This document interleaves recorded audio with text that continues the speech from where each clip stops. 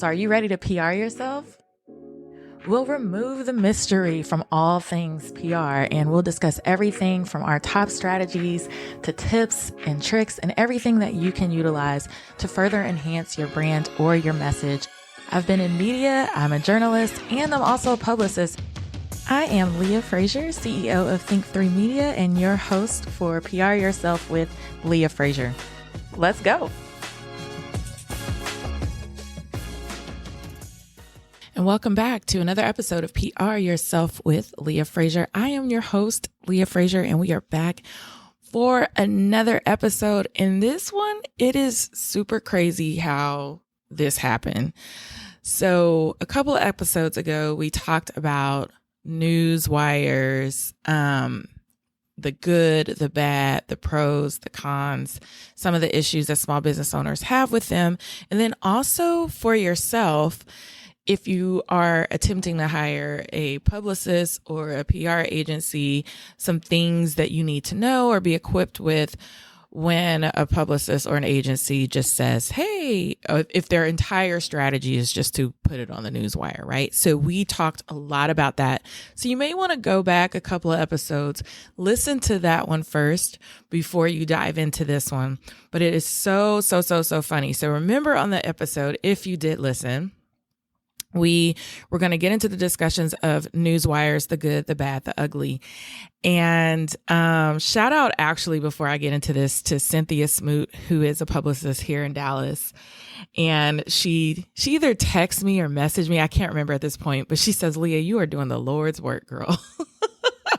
So when another publicist texts you or messages you after listening to your episode and tells you you're doing the good Lord's work, then I must be doing something right.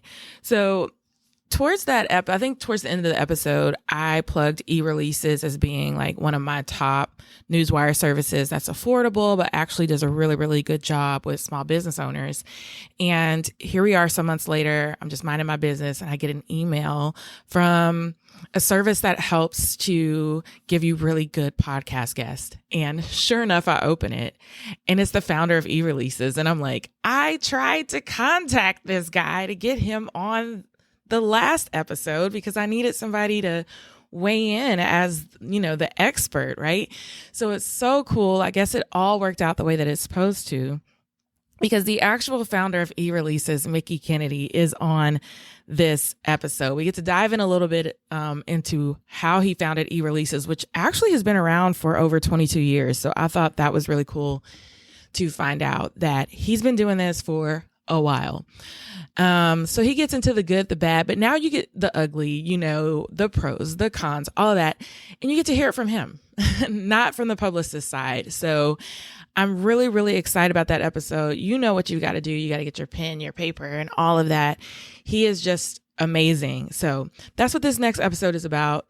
I have actually been off the chart. I've been traveling quite a bit. So I know our last episode was roughly a couple months ago. But I just got back from Fiji not too long ago. It was an absolutely amazing trip. Beautiful, beautiful people out there on the island. I'm actually thinking about going back next year and staying for even longer, like maybe 30 days. I don't know, but I had an absolute awesome time.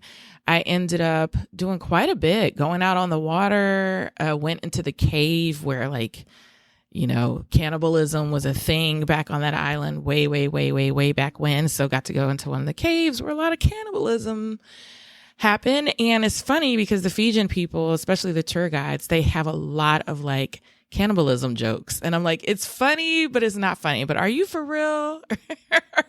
or where'd that bone come from? I see over there in the cave. No, but it was actually just such an awesome experience.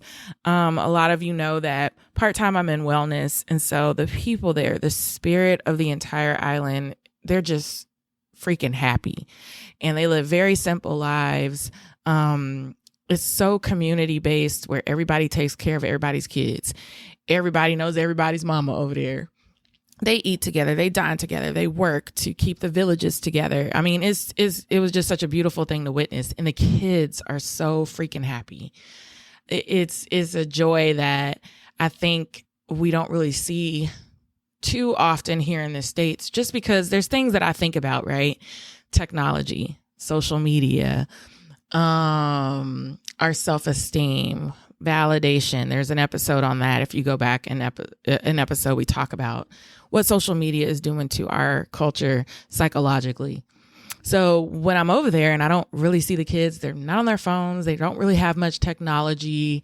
Even things such as like cosmetic surgery, enhancements, things like that is nowhere to be found.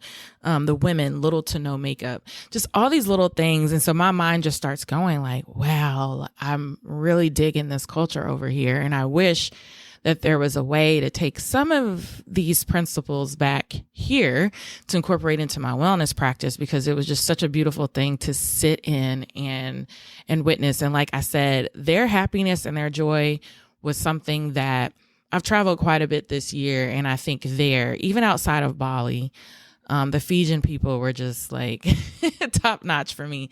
So I'm definitely going back. I head to Dubai in a couple of days, one of my absolute favorite places to travel to. So if you're into that type of thing, you can follow my personal account at the Leah Frazier on Instagram. I tend to try to post during the trip. I really do believe in mindfulness. I try to stay in the present moment, but if something really, really dope or really cool happens, I will post that same day. So definitely follow me for some of those travels. And then I'm going to end the year out in South Africa. So very, very excited for all of that. Thank you guys for your love and support. And we're going to go ahead and kick it into this episode. I'm going to try to push out as much as I can. Me and a couple other publicists are getting together because this whole, if you've been following the news lately, or not even really the news, because there's a lot going on if you're paying attention to some of the hardcore news. But if you're following entertainment news, what's really going on with this Jada Pinkett Smith and Will Smith situation, and everybody asking, where is Jada's publicist? Where is Jada's publicist? But I'll tell you one thing. Even though she's going on this tour, doing a lot of shows, and everybody loves Will Smith, so to hear a lot of the things or the principles of their marriage that are very untraditional, and people think that it's emasculating Will, if you will, it's just very interesting to watch. But regardless of where she stands on how much she should disclose, shouldn't disclose, what she's saying, what she isn't saying, how it makes Will appear, she has a best-selling book. It just came out. I'm actually looking at my copy right here because I'm going to be reading mine before I actually do this podcast episode with the other publicists to say, did Jada really, she had a PR strategy, whether you liked it or not, but what is this doing for her personal image? How does this then trickle over into Will's personal image? So as publicists, what are our thoughts on that? So definitely stay tuned. That's going to be more of an entertainment episode. So anyways, so after the break, we're going to get right into it. We're going to be talking and going even deeper with these news releases and how it can help you and your business. We'll be talking with Mickie Kennedy. Again, he's the founder of eReleases, and eReleases has been around for over 22 years. Okay. Mickie believes wholeheartedly that with some effort and just a little bit of money, you got to have a little something in your budget, folks. The possibilities are endless. He's an expert at helping small businesses, authors, and startups increase their visibility and credibility. He founded eReleases, and we'll get into his story a little bit, but he knew that small businesses desperately needed a press release service they actually could afford, giving them access to the media and to a national newswire, all with a personal touch.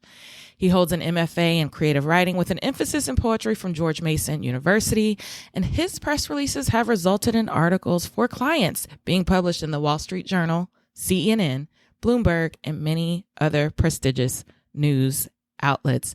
So go grab your paper and your pen. We're going to hear a quick word from our sponsors, and then we're going to get into this latest episode with Mickie Kennedy of eReleases. This episode is brought to you by Kitcaster. Kitcaster books you on top podcasts.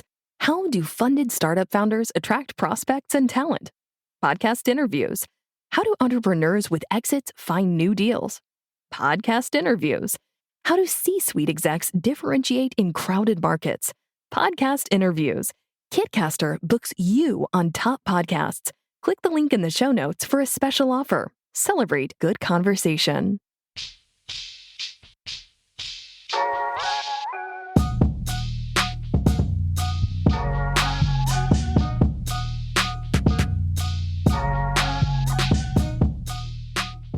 All right, welcome back to another episode of PR Yourself with Leah Frazier. I'm your host, Leah Frazier, and I am so excited because not too long ago, we were talking about newswires and the good, the bad, the ugly, and I had reached out to a company called eReleases. If you remember at the end of the episode, I did plug them and say that they were probably the best for small businesses. And lo and behold, I got an email from our guest today, wanted to come on the podcast. So it was kind of like I put some kind of magic in the air because today I actually have the owner and founder of eReleases, Mickie Kennedy, here with me today. So you can hear it from your own mouth about newswires and even specifically about eReleases. So Mickie, thank you so much for taking the time out to probably correct me on some things that I've said, but to just set the record straight on why newswires are beneficial for small businesses. But thank you so much for joining. Well, it's a pleasure to be here. So before we get started, I want to talk a little bit about just kind of your journey into founding this company. What were you doing prior to eReleases? So I guess about 26 years ago, I was finishing up an MFA in creative writing with an emphasis in poetry. And my career plan was to wait tables and write poetry. And I did that for a summer after I graduated and realized that I wasn't writing poetry. I was like psychologically spent at the end of these like long shifts, and my back hurt, my ankles and knees hurt. It was just rough. And so I decided I needed a safe office job, and I ended up getting hired at a telecom research startup as employee number 3. And because I had writing on my resume, they said, hey, figure out press releases and send them to the media for us. And so I did that. We faxed at the time, and I got really good at getting media coverage. We published numbers and data, but there was always stories behind it. So I would flesh out what those stories were and get them into a press release and send them out to the media. And we got lots of media coverage: Financial Times, The Economist, Washington Post, New York Times. And I just said to myself, why aren't other people doing this? This is just such an easy way to generate sales, grab attention. Our existing customers were getting excited about seeing us in papers and things like that. So an interesting thing happened where I was faxing these releases, and journalists were following up with a phone call to me saying, could I email the release over? Because we publish a lot of data, and I guess for copy and pasting, it's easier to work with a Word document. And so a light bulb went off and just said, you can just be emailing these directly to journalists. And so I spent about a year reaching out to journalists and just asking if I could email them press releases. And they said, sure. And so I launched 25 years ago with 10,000 journalists in my database. And I was just a matchmaker. I would work for all different types of clients and just send them to my select group of journalists that were in that space for that particular press release. And over time, PR Newswire reached out to us and said, hey, you should also include us. And I said, hey, you charge like $1,500 to move a press release nationally. My customers are paying a couple $100. And surprisingly, they didn't run away. We were able to work out a win-win situation where all of our clients get a national distribution over the wire, without paying anything close to $1,500. And it's been a really good, beneficial relationship. We work mostly with entrepreneurs and small businesses. And if large clients or publicly traded clients come through, we refer them directly to the wire. And sometimes our clients grow really big, and it's a natural progression to pass them over directly to work with the wire. It will cost more, but it's a win-win situation. And I'm excited about PR 25 years later and the opportunities that are there. It's growing and evolving and changing, and I'm right there changing along with it. And I love something that you said earlier, Mickie, too, before you even got into the progression of where you got today. It's just that it's all about the story. And I think sometimes that gets lost in translation especially when we have conversations with small businesses or small business owners who often have to do a DIY PR, do it yourself. Where it's, oh, I need to send a press release for this, or they want to send a press release when their toe hurts. I need to send a press release because I got to go to the bathroom. And for every little thing versus maybe capturing that story and then either using a newswire or doing distribution on that. So that's the first key thing that I heard, that I just kind of wanted to point out, that if you've been listening for a while, we always talk about the storytelling aspect. So I'm so glad that you mentioned that, Mickie. So just kind of going back, eReleases is everything. And we're going to get to that a little bit later, because I think when I talked about it earlier, I think what sets you apart from the big guys and even some of the smaller ones is it almost feels like a white glove service. You feel like you're in touch with a human being. You guys have mailed me things and I'm like, I wasn't expecting to get anything in the mail. So it was like Christmas on a Tuesday, so your service is just phenomenal. And we'll get to that a little bit later, but let's backtrack. In your own words, you're the expert. Explain to me a little bit about Newswires. What is it exactly? And why is it beneficial for a small business to consider this distribution method as a part of their PR strategy? Right. So a newswire has evolved and changed. I think it started in like the 1950s and really bloomed in the 60s and 70s. These were largely dedicated feeds directly into newsrooms. Sometimes you'd have dot matrix printers just spitting out green and white paper, one after another with a story in it. There's also been satellite broadcasts included in transmission to get it to newsrooms. But now it's predominantly web-based. And what happens is a journalist will go to PR Newswire with their login and they're using their credentials and be able to look at their industry feed. So if I'm in fashion, I can look at that. But the really cool thing about having a membership as a journalist is that you can customize the feed. So you can put like inclusions and exclusions. So maybe if it mentions retail or ready to wear, that's not the type of fashion that you cover. So you can set that up as an exclusion, or every time a particular brand is mentioned, you want to make sure you see that release. So you can really, hone it and make it really personal for you. And for that reason, it's a great place for a journalist to sit and be able to look at a large number of headlines and drill down into the ones they feel are most compelling. The alternative to that is to just go out and hunt for stories, and that gets very difficult. In the US, there's like 3 major newswires, really 2 major and one trying to be major. It's PR Newswire being the oldest and largest, and that's who eReleases works with. And there's Business Wire, and then there's Globe Newswire. If it's outside of that, and there are a lot of companies with wire in their name, they are not a newswire or press releases. Sometimes people get them confused with wires where it's a licensed story. So AP, United Press International, Reuters, those type of places aren't running press releases. They are running articles that have been written by their staff, and news outlets license it and pay a fee to include it. So if your local paper, has a big breaking story, rather than them have to write it, they can just license it from the AP and include it in their paper and pay a small fee or maybe even a large fee to the AP, depending on, how large your organization and newspaper is.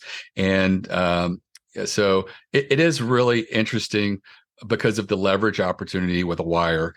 You can press a button and potentially reach thousands of journalists. And I've had that work. And a really great example for a client that we have a case study up on our website called the Dining Bond Initiative. It was set up very short-lived to help restaurants that were closed during the pandemic. And it was just one press release. We hit send, and we quit counting at 150 articles. There were so many small papers across the U.S. that picked it up, as well as like large national news as well, like the Wall Street Journal and Washington Post and all of the biggies. And it generated in excess of $10 million in revenue. As being the driver of the marketing. And so that's just like a huge example. If you were a PR firm and you were just relying on personal pitches directly to journalists, there's no way that you could pitch 1,000 people or 500 people and get the kind of results that you get by just hitting send with a really newsworthy press release. And in that example, it was newsworthy because it was really positive news and actionable news at a time when there was so much negative news out there and so much uncertainty while we were spending 2 weeks at home, waiting out the curve, flattening the curve. And I think that's why it did really well. And if you have the right message, a newswire can just really give you a huge leverage opportunity. That's incredible. And I want to ask, did they write the press release or did you guys assist, or, because I know that there's those type of services too, because one area that small business owners struggle with is writing. Let's just keep it 100. And then now they're using AI. And I want to say, yes, use AI because it helps content wise, but you can't rely on it because it sounds like a robot wrote it. Right. So in that example, they wrote the release. It was actually a small PR firm client who came to us. We work with a lot of small PR firms, and they came and approached us, and we did the release at no cost because it's just like, here, we're helping out. This sounds like a really cool effort. And so it was written by a great small PR firm. But I will be honest with you, a lot of press releases don't have to be written very well to do extremely well. They just have to have a hook. What's the focus of the press release? My first book that I wrote was The Beginner's Guide to Press Release Writing. And I thought that if you wrote the most perfect press release, you would get pickup. And what I realized is you can have the best press release, but if it's about something that's just safe and ordinary, you're not going to get picked up. And so that's why I focus a lot more of my energy now on educating people about strategies and doing more strategic types of releases that are meaningful and more likely to get picked up. I'm glad that you definitely mentioned that, because I think press releases can be a little bit intimidating, whether it's for a PR firm or whether for a small business client. So I'm glad that you made that distinction. That's a great soundbite. So I'll definitely be using that. But I did have another question related to the press release. There was a point in time several years ago where one of the questions that was circulated a lot amongst publicists was like, do we even need press releases anymore? Like, a lot of our journalists, now I know this could be just like hyper local, where we can text them, we could call them, we could send a pitch, and then maybe they ask for the press release later. But do we still feel that press releases are even necessary in this day or time, or is it just that they've kind of morphed into something else? Like they're not as formal. Where do you see it along the PR spectrum? Right. So the Newswire has definitely relaxed the AP style, which is great. It used to be if a mistake got through, people would look at you like you were terrible. And now, I've seen headlines that go out that don't even really match any example of a style guide's title case at all. And so I think that's kind of cool because it sort of democratizes PR a little bit. But people are getting more interested in what the news is about. And I think that press releases still have a major place and a major role to play. It's something where a small business can literally spend $350 and hit send and potentially get tens of thousands of dollars in orders by getting a couple of articles written. And that opportunity, just doesn't exist for them any other way because they don't have the ability to pull up and develop a Rolodex and reach out to the media like a PR firm does with a pitch. But potentially they could draft a release and hit send and be able to get some success from that. And I always caution people that, rarely does one press release make a difference. Sometimes it does, but it rarely does.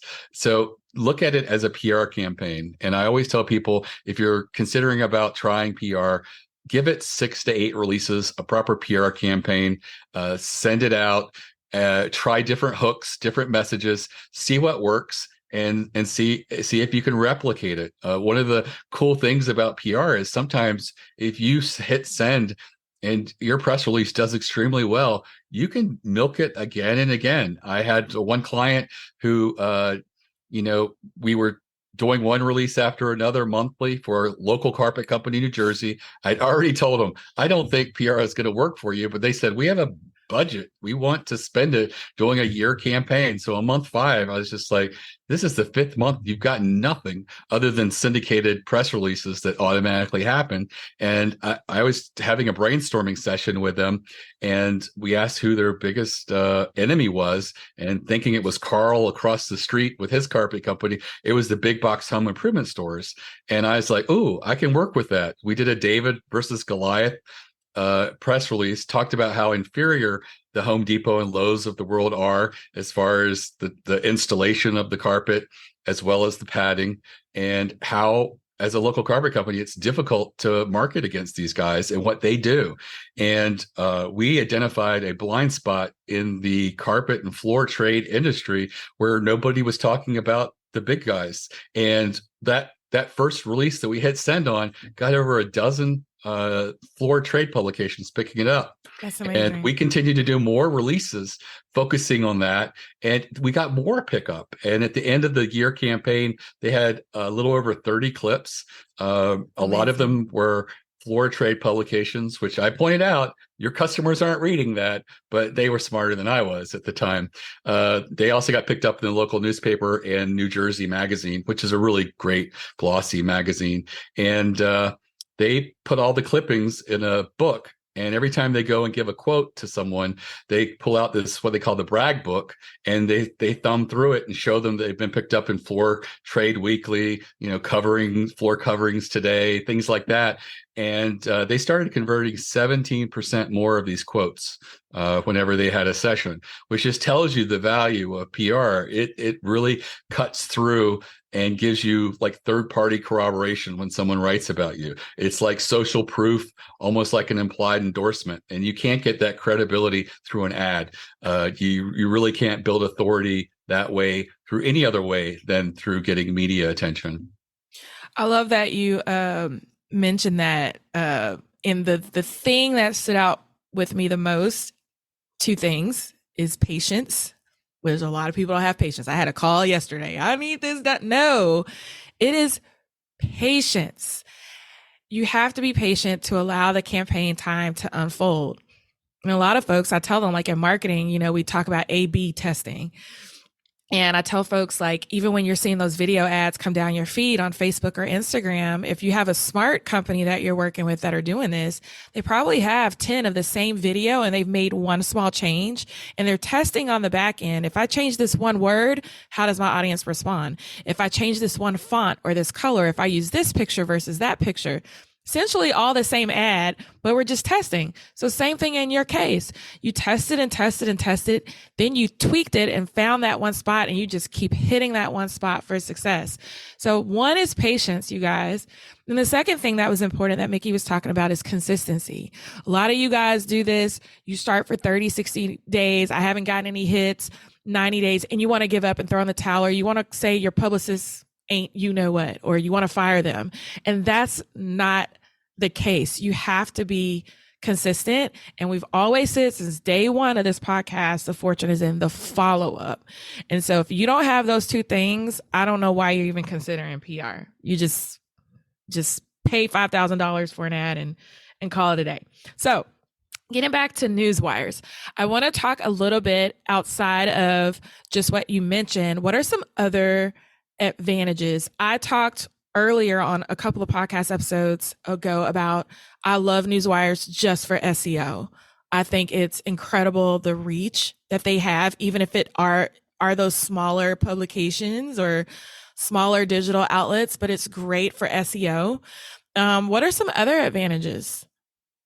Yeah, I think that when you use a Newswire, it's another set of eyes that are reviewing the press release. And it's amazing that the releases that we get, that we go through our eyes and then we catch a lot, but then they catch more.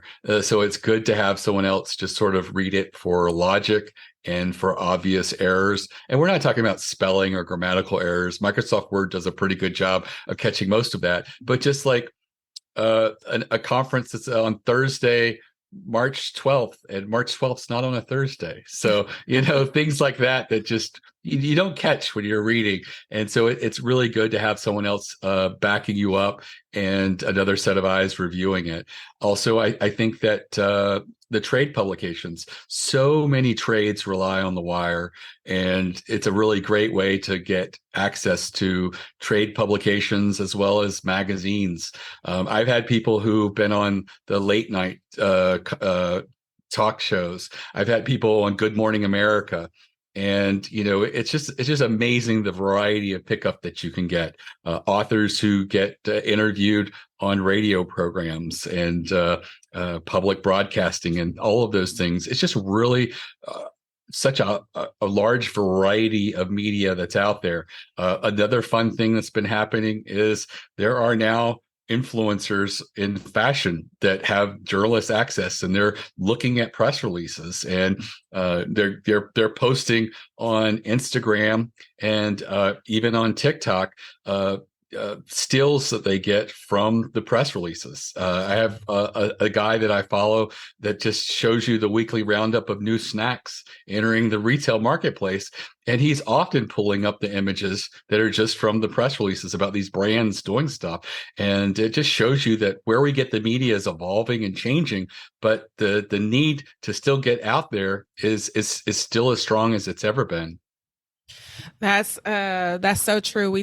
I talk a lot about, and then one of our guests that's coming on a little bit later on, we're talking about those non-traditional outlets, the ones that you're not even considering or thinking about, that sometimes have a greater reach than most of the time. Most people are focused on, I got to be on TV, I got to be on radio, I got to be in the magazines. And I'm like, yeah, but you have some influencer that has a YouTube channel that has millions of views that can reach way further than you just hammering because you think being on TV is going to be the hit, and it's not. So I'm glad that you discussed that. Another one of the questions that I often get on Newswires always has to do with like when, at what point am I pressing go on this thing? Is it, how do I know that I'm ready to engage with eReleases or to send out a Newswire? Like is there a perfect like intersection? I say there's never a wrong time to get started. If you are ready to give PR a try, I could help brainstorm, ideas for you, what types of releases you should consider. Also, if you have a major milestone that you're facing or, that's approaching, that's a great opportunity.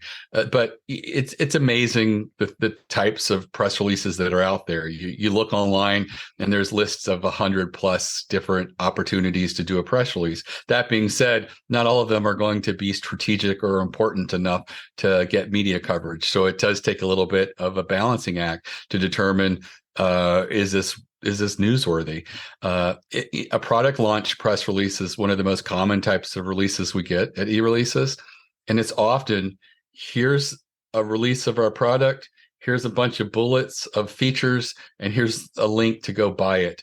And a journalist is a storyteller, and that is not a story. I tell people what you can do is add a use case study. This was the problem that a client had. This is how they solved it using our product. Here's a quote by them. That rounds it out a little bit more. Journalists can build a story arc there. And if you are approaching everything as like, we want them to buy it and we're creating an ad, it's not going to work. You have to give the ingredients for a journalist to read the press release and say, that's really cool. I'd like to share that story with my audience, because journalists are gatekeepers and they have to really protect their audience and only put through the stuff that they think is going to really delight and entertain their audience. And so many people don't think of it that way. I always tell people, take the press release you've got and reverse engineer it with all of the deficiencies that it has for going through that gatekeeper. And if you can do that, you are going to stand a much more greater likelihood of getting media pickup. Yeah, one of the advice that I tend to give along those same lines too is like if you can read your press release and it reads already like the article, because a lot of them, especially if they're digital content creators or journalists or editors, they're having to push out so much content per day. If you're writing it where it's easily for them to just throw it up there, like, would you read what you sent? Is it easily digestible? Then that makes it easier for pickup as well, because now you've kind of done their job for them. So it's Right. fine. Yeah. It used to be that features would run, and that's usually where you'd write an article yourself. It ran on a different wire, and now you could run features directly over the regular wire. And the big places aren't usually very receptive to it. But you would be amazed at what like a top 10 list of the best bed and breakfasts in New England will do. We used to represent bedandbreakfast.com before it was absorbed into a conglomerate. And they would do these quirky, fun little things, and places would just copy and paste it. Here's a top 10 list, and a few of those would be their clients mixed in, and it just got picked up. And even USA Today would copy and paste the top 10 spookiest places in New England to stay in a bed and breakfast. And journalists are busy, and anything that you can do to sort of help them by making it as easy as possible for them to build the story is going to go really well. Like having all the ingredients in the press release and not requiring them to have to do research and or try to track you down to get some clarification on some things in the press release. Well, one of the glaring questions, Mickie, like let's just talk cost, because everybody's going to say, oh, how much is this going to cost me? And I told the story of a client we went through, Cision or PR Newswire, years ago, and it was $1,500. But I mean, he had the budget for it, so we didn't care. Sure. But a lot of people don't have $1,500 to go behind one press release. And then once you start adding in things, your logo, images, the cost increases. So what are our small business owners looking at? Right. So with eReleases, we have a new customer special. It's in our footer. You can find it, and it's $349 for I think a 500 word press release, which is generally pretty average. That includes the custom national distribution on the wire. Includes you get to pick, I think, 2 trades or industry segments with that, and you do get to upload a logo and another photo. It's not embedded, but embedding is not required. It will be on the wire. Both of them will be accessible to the media. Embedding means like on certain websites that are syndicated, the logo will show. And you don't need that, because I got news for you. Those syndicated sites, very few people are reading those and actually seeing that. You just want it to be available to the journalist, and it will be for free. And so I do recommend that most people don't pay for embedding of images or embedding of a YouTube link or anything like that. We're small. We're entrepreneurs. We're startups. We need to be lean and make stuff work with less. And so I'm a proponent of trying to keep the release concise, but have enough information. I think for most people, a 500 word press release is more than sufficient. I've seen releases longer that needed to be longer, but I've also seen people do 250 word releases, and there's not enough there for the journalist to work with. So finding that balance is the important thing.